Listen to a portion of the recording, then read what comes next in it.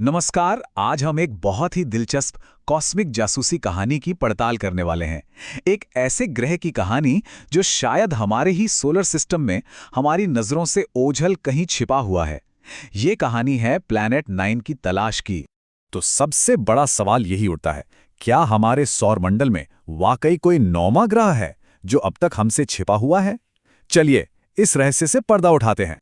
और हाँ, ये कोई छोटा मोटा ग्रह नहीं है जिसकी हम बात कर रहे हैं। वैज्ञानिकों का अनुमान है कि ये जो काल्पनिक ग्रह है ना, ये हमारी पृथ्वी से 10 गुना ज्यादा, जी हाँ, 10 गुना ज्यादा विशाल हो सकता है। एक असली दैत्य जो अंधेरे में कहीं मौजूद है। और इसका ऑर्बिट यानी सूरज का एक चक्कर लगाने का रास्ता इतना बड़ा है कि इसे एक चक्कर पूरा करने में 20,000 साल तक लग सकते हैं। जरा सोचिए, एक ऐसा साल जो हमारी पूरी इंसानी सभ्यता के इतिहास से भी ज्यादा लंबा हो। अच्छा, तो इस पूरे रहस्य को समझने के लिए हमें थोड़ा सा पीछे जाना होगा। साल 2006 में। ये वो साल था जब हमारे सौर मंडल का नक्शा हमेशा के लिए बदल गया था। इसी साल इंटरनेशनल एस्ट्रोनॉमिकल यूनियन ने एक बहुत बड़ा फैसला लिया। उन्होंने प्लूटो को ग्रहों की लिस्ट से हटा दिया और उसे एक बौना ग्रह या ड्वार्फ प्लैनेट का नया दर्जा दे दिया। अब सवाल है, ऐसा हुआ क्यों? देखिए, किसी भी चीज को ग्रह कहलाने के लिए वैज्ञानिकों ने 3 नियम बनाए हैं। पहला, वो सूरज का चक्कर लगाता हो। दूसरा, वो इतना बड़ा हो कि उसकी अपनी ग्रेविटी उसे गोल आकार दे दे। और तीसरा, जो सबसे जरूरी है, उसने अपने ऑर्बिट के आसपास का रास्ता बाकी चीजों से साफ कर दिया हो। प्लूटो पहले 2 नियम तो पास कर गया, लेकिन तीसरे में फेल हो गया। उसका जो ऑर्बिट है वो क्यूपर बेल्ट में हजारों दूसरे बर्फीले पिंडों से भरा पड़ा है। और मजे की बात यह है कि यहीं से हमारी आज की कहानी का असली रहस्य शुरू होता है। तो हुआ ये कि जब प्लूटो को डिमोट किया गया तो एस्ट्रोनॉमर्स ने उसके आसपास के इलाके यानी क्यूपर बेल्ट पर और भी ज्यादा ध्यान देना शुरू कर दिया। और जानते हैं उन्हें क्या मिला? एक बहुत ही अजीब सुराग। तो ये क्यूपर बेल्ट है क्या चीज? इसे ऐसे समझिए कि ये नेपच्यून के पार बर्फीले पत्थरों, छोटे छोटे ग्रहों और एस्टेरॉइड्स का एक बहुत बड़ा छल्ला है। और यही वो क्राइम सीन है जहां वैज्ञानिकों को कुछ बहुत गड़बड़ लगी। उन्होंने देखा कि वहां बहुत दूर 6 चीजों के ऑर्बिट्स एक ही अजीब ढंग से एक ही दिशा में झुके हुए हैं। मतलब उनके रास्ते एक दूसरे से चिपके हुए हैं, एक गुच्छे की तरह। और वो सब के सब सोलर सिस्टम के एक ही तरफ बाहर की ओर घूम रहे हैं। ये महज एक इत्तेफाक होने की संभावना ना के बराबर थी। ऐसा लग रहा था जैसे कोई अनदेखी विशाल शक्ति इन सबको एक साथ एक दिशा में धकेल रही हो। तो इस अनसुलझे पैटर्न को समझाने के लिए साल 2016 में 2 साइंटिस्ट सामने आए, बैरजीन और ब्राउन। उन्होंने एक बहुत ही साहसिक थियरी पेश की और एक मुख्य संदिग्ध का नाम लिया, प्लैनेट 9। उनकी थ्योरी सीधी और सिंपल थी।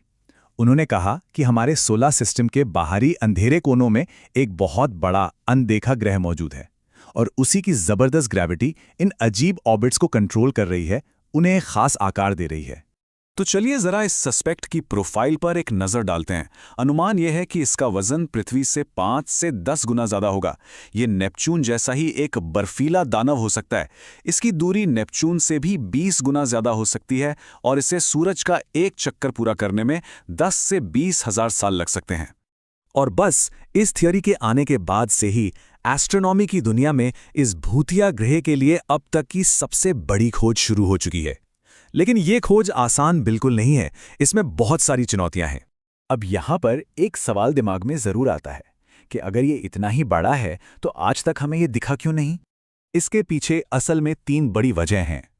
पहली तो ये कि ये सूरज से इतना ज्यादा दूर है कि ये अविश्वसनीय रूप से धुंधला है, मतलब लगभग अदृश्य।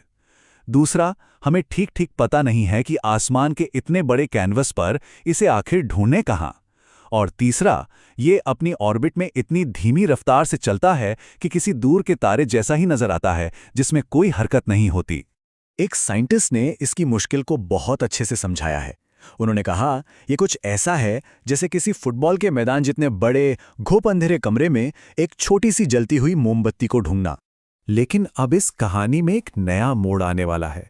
वेरा सी रूबेन ऑब्जर्वेटरी जैसी नई और शक्तिशाली दूरबीनें जल्द ही काम करना शुरू कर देंगी।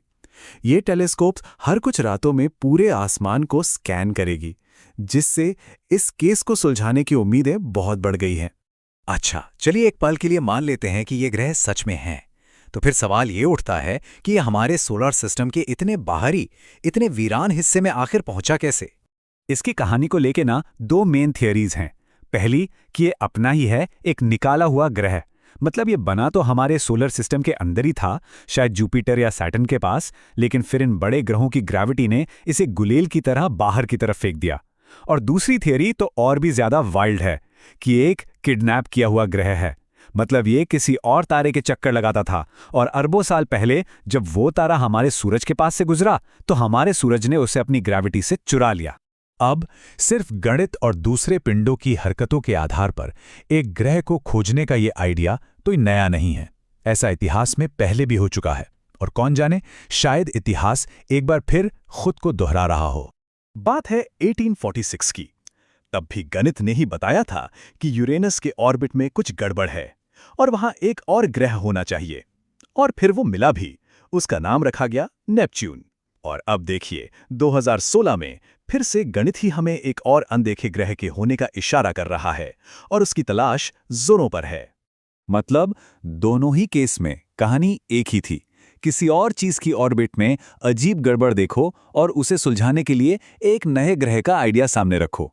तो ये तरीका, ये मेथड एस्ट्रोनॉमी में पहले भी काम कर चुका है और भरोसेमंद साबित हुआ है। तो आखिर में हम उसी सवाल पर वापस आते हैं, क्या प्लैनेट 9 सच में मौजूद है? इसका जवाब मिलना सिर्फ एक नए ग्रह की खोज नहीं होगी।